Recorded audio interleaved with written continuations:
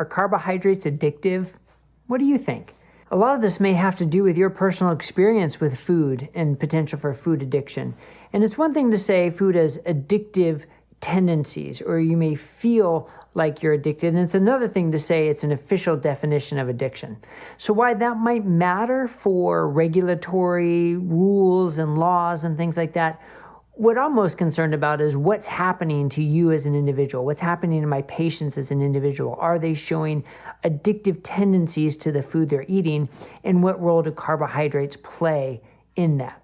And now we have a new study giving us more information about how carbohydrates affect the brain reward centers, which are similar to addictive type drugs or addictive behaviors and what they do to brain reward centers. I'm Dr. Brett Scher, the medical director at DietDoctor.com, and I want to talk about this study. And we have a bit of a treat because I'm going to explain the study, talk about what I think its implications are, and then we actually have an interview with the lead author. So the lead author is Dr. Laura Holson. She's a PhD and assistant professor of psychiatry at Harvard Medical School, and she focuses on the model of brain dysfunction and as it relates to appetite dysregulation. And she teamed up with Dr. David Ludwig to do this study, which we recently wrote about at DietDoctor.com, and the study was published in the Journal of Nutrition. What they did was they took 72 overweight volunteers and randomized them to one of three diets.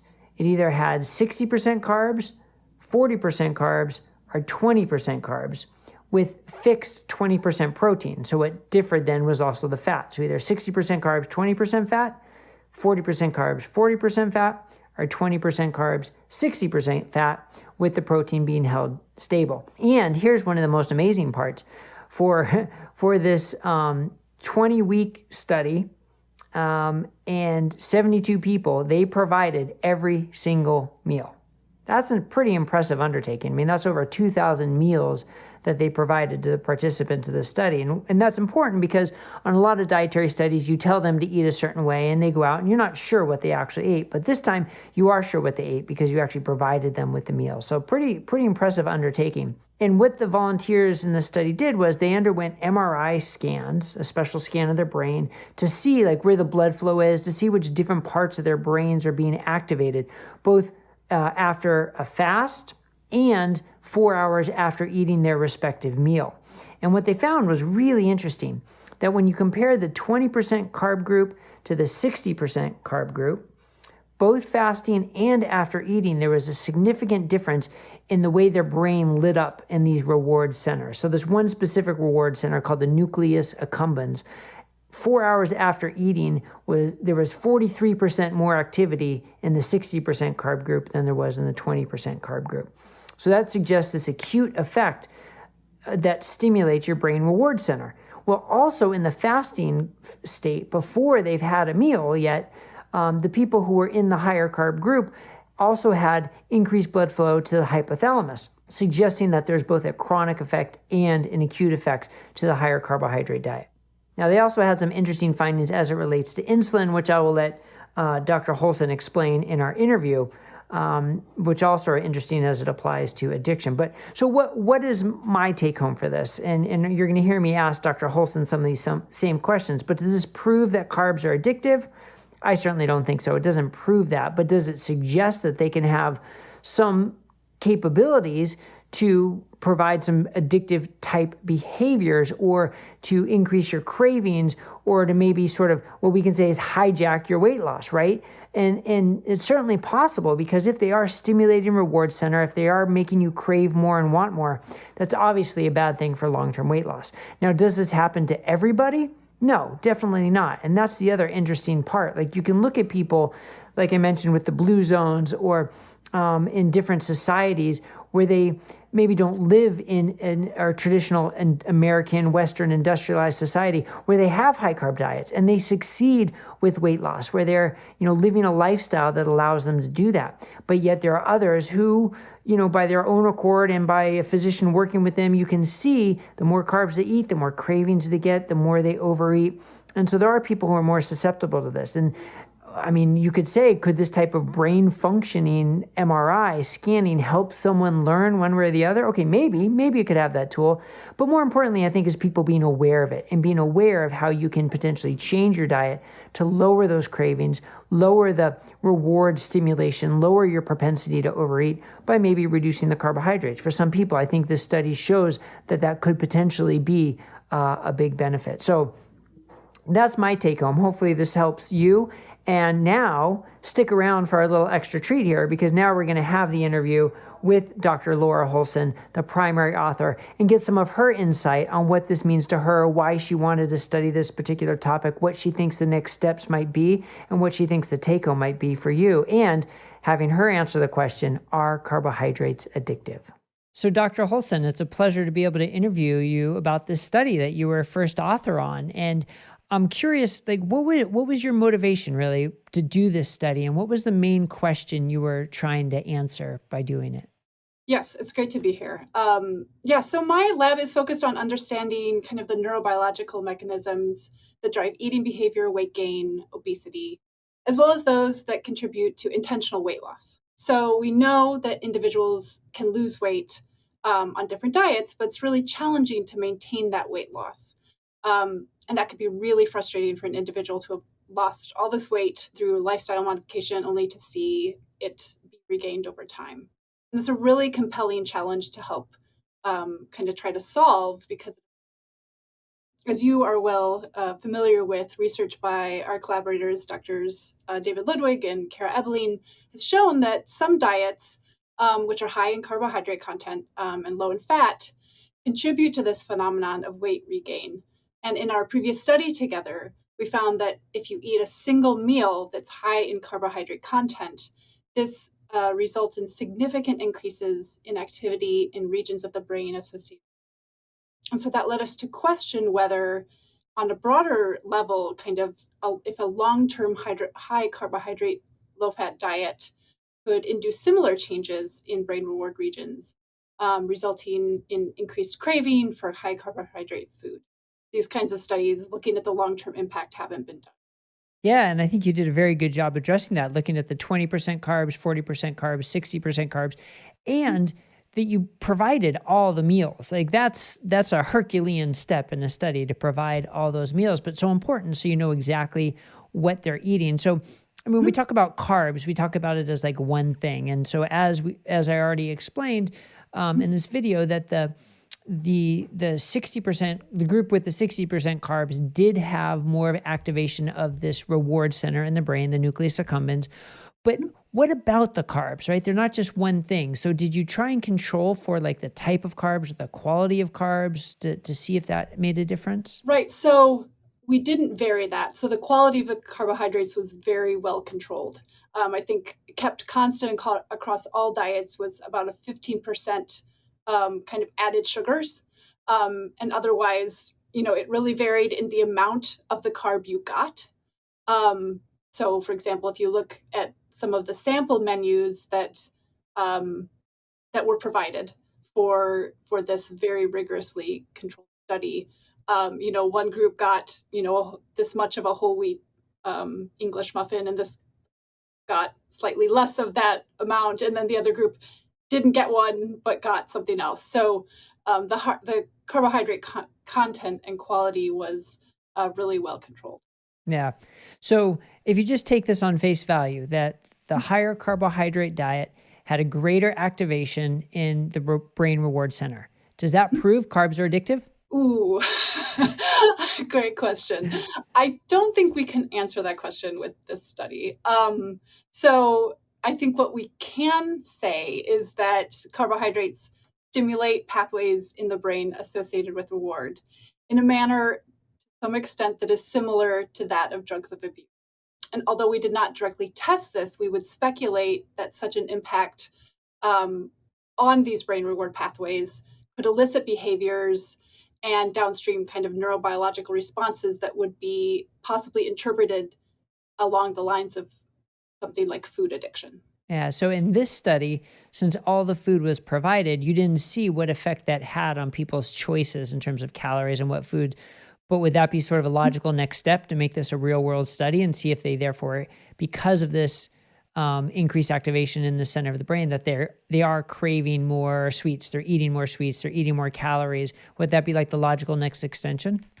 Right. So one of the wonderful things, but also the challenging things about working with such a well-designed, rigorous study is that you can't really then just kind of let people go out in the world and see what they'll eat if you let them eat whatever they want. So we couldn't directly test sort of the real world implications, but absolutely, I think what we wonder is, if people are on a diet that's high in carbohydrates after they've lost weight, and this is somehow signaling parts of the brain that are associated with reward, does it mean that, at this point after eating a meal that's high in carbs, they're kind of getting a craving for something high carbohydrate? Do they go out and purchase or select a food that is additionally very high in carbohydrates and low in carbohydrate quality?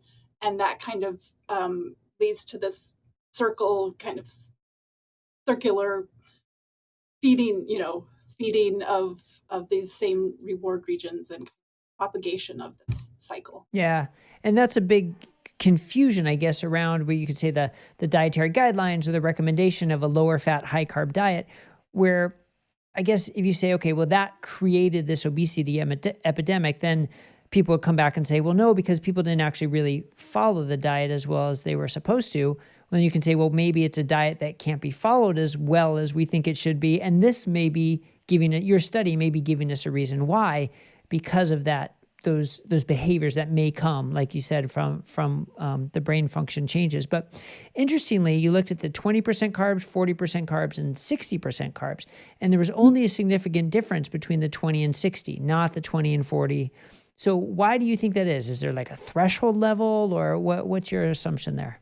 We had kind of a smaller sample size than the overall parent study, so we didn't design the study necessarily to look at differences between each of the diets, but in fact, if you kind of look at our figures, the data themselves, what you see is that, at least for our primary outcome, the outcome that we were most interested in, which was activity 4 hours after eating, brain reward region, the moderate or 40% carbohydrate diet looks very similar to the high carbohydrate diet, just kind of qualitatively. But in fact, what we then did was say, well, we're going to also look at brain reward activity during a fasting period. And when you look at those data, what you see is a more linear effect. So in this brain reward region called the accumbens, there was kind of a dose-related effect, such that the moderate carbohydrate diet was kind of sitting in between the low and the high, suggesting that depending on the time point at which you look, there might be an effect, such as the higher the ratio of carbs to fat, the more brain activity there is in these rewards. So it's not like there's just a threshold where all of a sudden it takes off, but it does appear to be a linear effect, like you're saying. Right. It seems to be somewhat dependent on kind of where you look at the brain after eating a meal or before eating. Yeah. And well, I thought that was so interesting how you measured activity before the meal and after the meal, and they both showed changes, although a little bit different. So after the meal shows sort of the acute effect of the reward center and the nucleus accumbens, but before the meal, there was a higher blood flow and activity in the hypothalamus, but not necessarily the nucleus accumbens. So, and that shows sort of the chronic effect. So do you think that is clinically meaningful, that the chronic effect is somehow different from the acute effect? In some ways, yes. And to partly add to that story, what we did is we kind of looked at both time points in both regions. And in fact, what we find there is a very consistent story. So if we take the fasting time point as more of the chronic effects, right? So we're not looking at a meal that we've prescribed and looking at the effects between these diets, but it's more like the fasting state. They haven't eaten the evening before. And actually what we find there is that there is a very similar response in greater activity, both in the hypothalamus as well as in the nucleus accumbens. So that wasn't our primary outcome that we were looking at, but it is very consistent, which is nice. Okay. And then one other part of the study I wanted to touch on was the basal insulin level, or the insulin level that was measured before they started their randomization.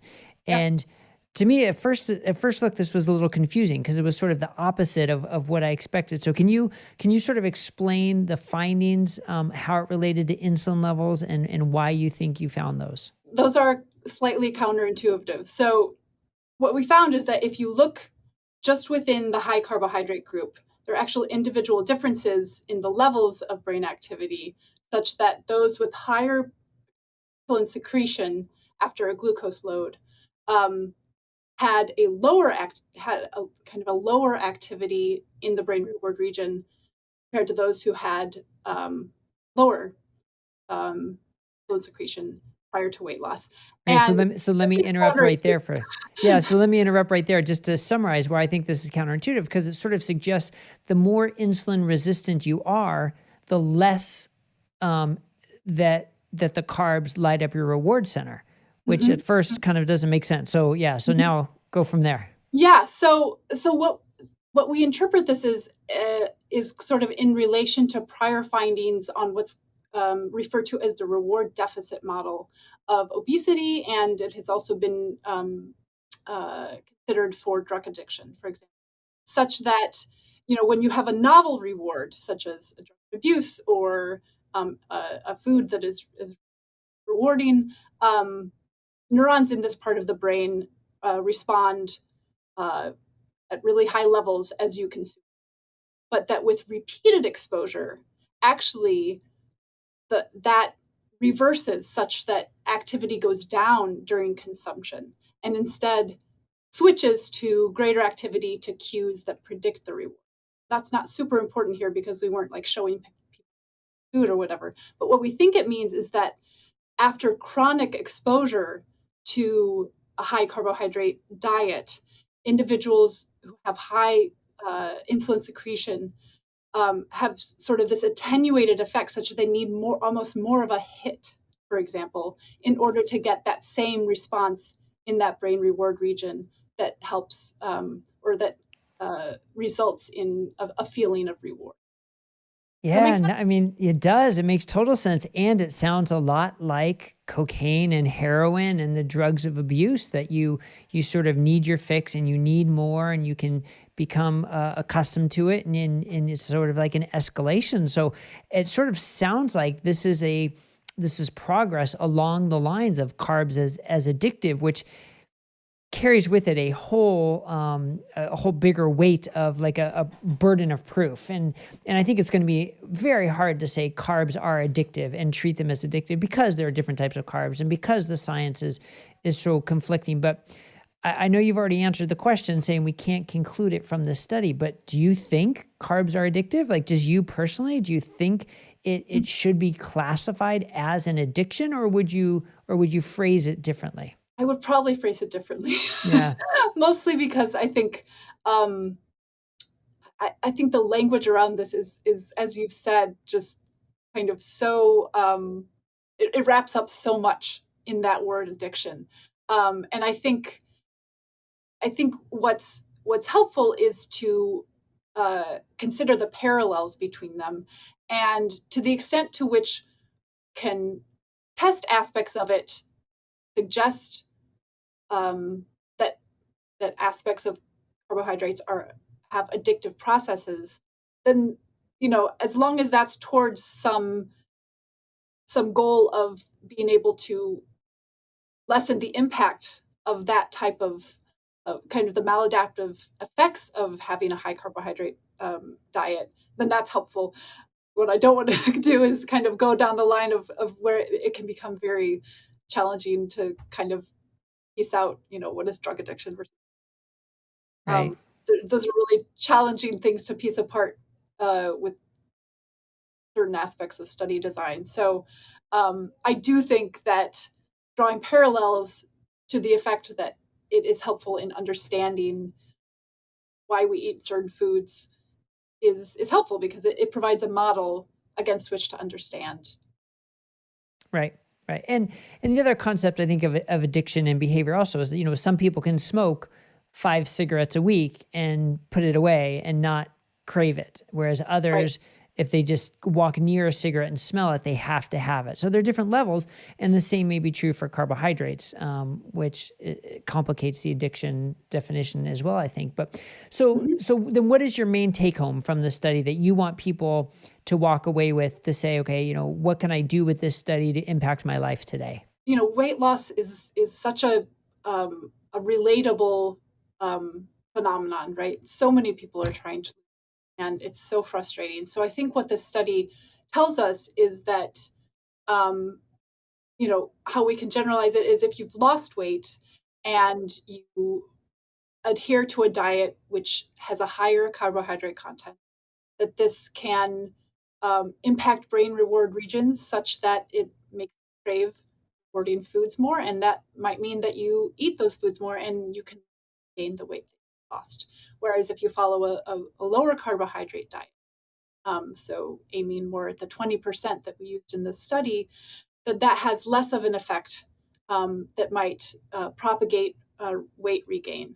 And also tells us that there's some of the ways that the brain is involved into these behaviors that we might not be aware of on a conscious level, but that can really have a big effect of the choices we make and the long-term effects. Yeah, so if you're the type of person that doesn't have any problem with cravings, doesn't have any problem pushing the plate aside, you're not overeating calories, okay, maybe it's not as important to you. But if you're the type of person who has cravings, has trouble stopping, has trouble limiting your input and putting away the sweets and some of the things that you crave, then this study is something to take note of, because you're probably the person who's got your nucleoaccumbens being lit up by this, and lowering your carbohydrates could certainly make a difference. Right. Yeah, I think that sounds right. Yeah. Well, very good. Well, thank you first for doing the study and for doing good quality science on this, because I think we definitely need more of that. And thank you for taking the time to join us today. And if people wanted to learn more about your work and read more about you, where would you direct them to go? Sure. Well, first, thanks for this opportunity. It was great to share our data. We were really excited about this study, and so it's always exciting to be able to share that with others who are interested. So they can go to my lab website, which is wholesomelab.bwh.harvard.edu, and find out more about our work. Great. Well, thanks again. All right. Thank you. Well, I certainly thought that was a treat to be able to speak with a primary author of the study and get her input on the study's implications. Hopefully you found this helpful. Again, please click subscribe and the like button down below. Leave some comments. We'd love to hear what you think. And join us here again for more updates on Diet Doctor News on YouTube. Thanks a lot, everybody.